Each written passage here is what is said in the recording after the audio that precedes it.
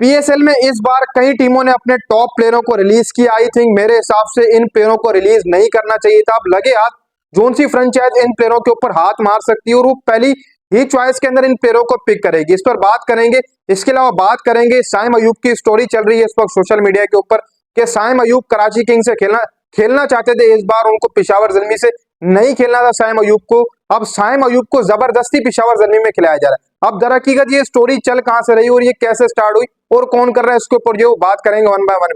सबसे पहले मैं आपको यहाँ पर ये बता देता हूँ जो टॉप प्लेयर इस बार रिलीज हुए हैं जिनमें Alex Hales, Sarfaraz Ahmed, Asif Ali, Faheem Ashraf, Shoaib Malik, Jason Roy, Tom Curran, Dawson, David Malan, Aamir Jamal, Hasibullah और इसके अलावा मोहम्मद हसनैन। ये प्लेयर मेरे हिसाब से टॉप प्लेयर थे जिनको रिलीज आई थिंक नहीं करना चाहिए था और कोई भी फ्रेंचाइज इनको पिक कर लेगी आसानी से।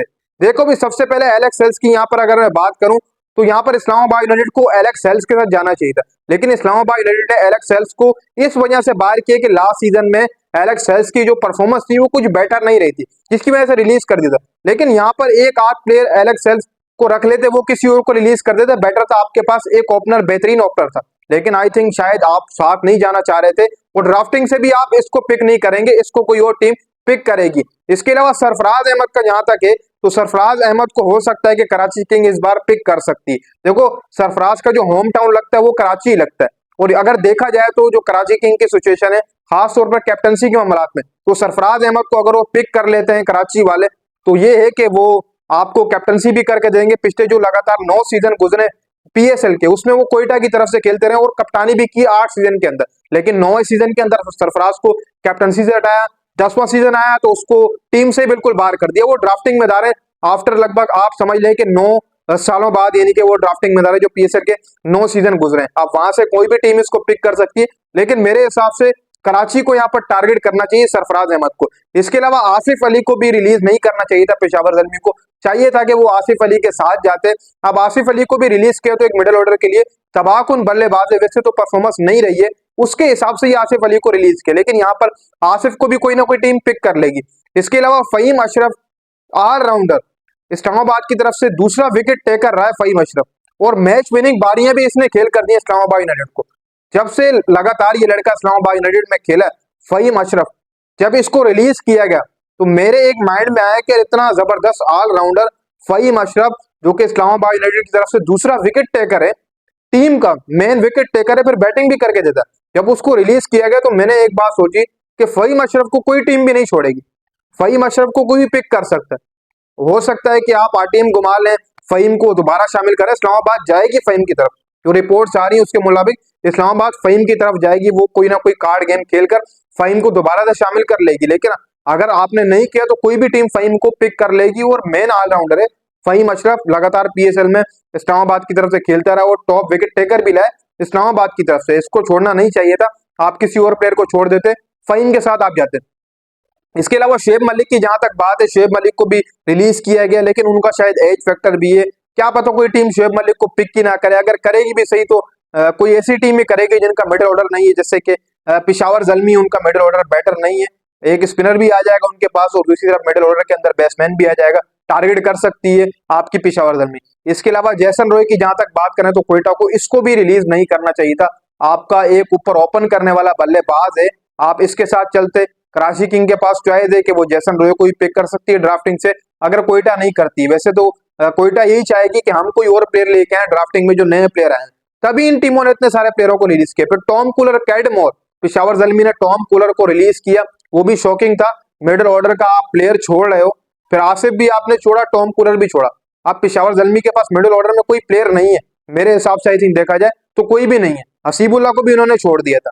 आप देखो क्या करते हैं, टॉम कूलर के साथ दोबारा अपनी टीम में शामिल करते नहीं करते, लेकिन थोड़ी बहुत यहाँ पर मैं समझता हूँ कि गलती की है टॉम कूलर को भी रिलीज करते, क्योंकि आपने हसीबुल्ला को भी फिर उसके साथ ही की है, तो गलती मिस्टेक हुई है पेशावर जल्मी से।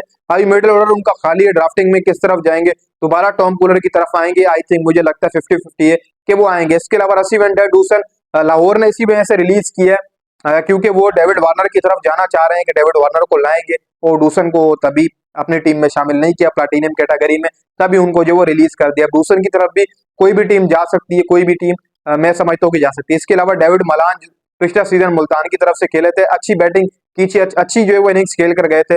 इसको ही मेरे हिसाब से आपकी मुल्तान सुल्तान रिटेन करेगी, यानी कि दोबारा से टीम में शामिल करेगी। हो सकता है टीम घुमा ले या फिर मौका मिला तो वो डायरेक्ट ही मलान को पिक कर लेगी। इसके अलावा ऑलराउंडर आमिर जमाल, पिशावर जल्मी ने आमिर जमाल को ही बाहर फेंक दिया। अब इसके साथ किस तरीके से जाएगी, गोल्ड से पिक करती है, आरडीएम घुमाती है, कुछ भी होगा, पिशावर इसको तो रखना चाहिए था भाई। देखो मैंने जैसे आपको बताया, फहीम हो गया, आमिर जमाल हो गया, यार इतने बेहतरीन ऑलराउंडर जरूरत ही क्या यार आपको रिलीज करने की। सबसे पहली बात तो ये, आमिर जमाल भी फहीम की तरह ही एक बेहतरीन ऑलराउंडर है। तो सो देखो अब यहाँ पर आमिर जमाल के साथ पिशावर जल्मी क्या करती है, दोबारा टीम में शामिल करती है या नहीं। मेरे हिसाब से करना चाहिए, आपको इसके ऊपर जाना चाहिए। लेकिन लगे हाथ आमिर जमाल को कोई टीम भी पिक कर सकती है, बैटिंग भी कर देगा, बॉलिंग भी कर देगा, इसलिए इसको भी कोई नहीं छोड़ेगा। इसके अलावा विकेट कीपर बैट्समैन हसीबुल्ला, अगर पिशावर जल्मी हसीबुल्ला को पिक नहीं करती तो फिर मुझे ऐसा लगता है कि लाहौर कलंदर जरूर जाएगी हसीबुल्ला की तरफ, क्योंकि उनके पास पाकिस्तानी विकेट कीपर नहीं है। एक तो पाकिस्तानी विकेट कीपर भी आ जाएगा और वो लगातार बैटिंग भी कर लेगा, लेफ्ट आर्म बैट्समैन है, मिडिल ऑर्डर के अंदर भी खेल सकता है।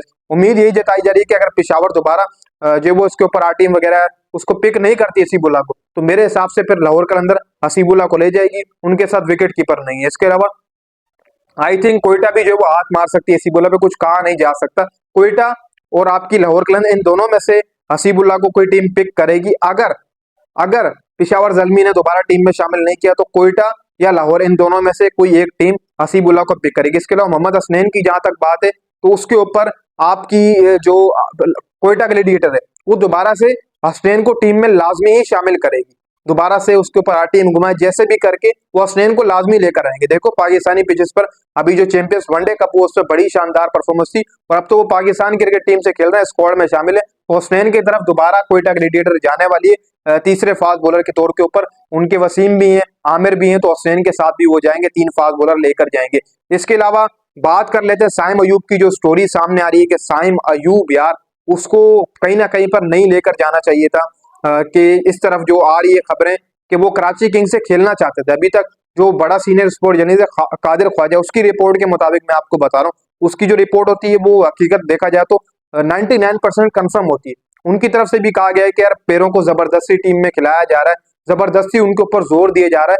साइम अयूब हकीकत में कराची की तरफ से ये वाला सीजन खेलना चाहते थे, खाली साइम अयूब तो जबरदस्ती आपकी पिशावर जल्मी साइम अयूब को टीम में खिलाना चाह रही है। साइम अयूब ने कहा था पिशावर जल्मी को कि आप मुझे रिलीज करें, कुछ भी करें, मुझे कराची की तरफ से खेला, और कराची ने यह डिमांड की थी कि साइम अयूब को हम कैप्टन नहीं बनाएंगे, इसी के साथ साथ 9 करोड़ रुपया भी देंगे, पाकिस्तानी 9 करोड़, जो होम टाउन उनको लगता है वो उनका कराची लगता है। तो इसलिए साइम ने भी सोचा कि मैं उस तरफ जाऊंगा, लेकिन पिशावर जल्मी नहीं माना इसके ऊपर कि हम आपको अगर रिलीज भी करेंगे तो हम आपके ऊपर आरटीएम घुमाएंगे। साइम को कहा हम आपको नहीं छोड़ने वाले, आपको खेलना पड़ेगा हमारी टीम में। तो अब साइम अयूब भी मजबूर है, कहीं ना कहीं पर देखा जाए तो प्लेयरों की मर्जी होनी चाहिए।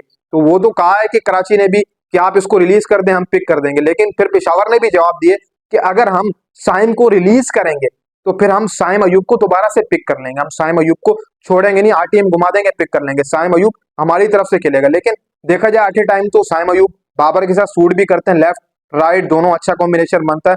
अभी तक जो खबरें चल रही है वो तो यही है कि साइम अयूब कराची से खेलना चाहते थे, उनको बड़ी ऑफर दी गई थी, कैप्टनसी की भी ऑफर दी गई थी कराची की तरफ से और 9 करोड़ रुपए की ऑफर दी गई थी। और फिर कराची किंग ने कहा साइम अयूब को, साइम अयूब ने पेशावर जल्मी को कहा जो मैनेजमेंट है, तो मैनेजमेंट ने ये बात की साइम को कि हम आपको वहां नहीं जाने दे रहे कराची की तरफ, अगर आपको हम रिलीज भी करेंगे, अगर आप चाहते हैं कि हम आपको रिलीज करें तो ठीक है, हम रिलीज कर देंगे, लेकिन हम पहली ही पिक में आरटीएम घुमा देंगे और हम आपको पिक कर लेंगे दोबारा से अपनी टीम के अंदर। तो ये चीज चली थी, ये स्टोरी चली थी साइम अयूब को लेकर।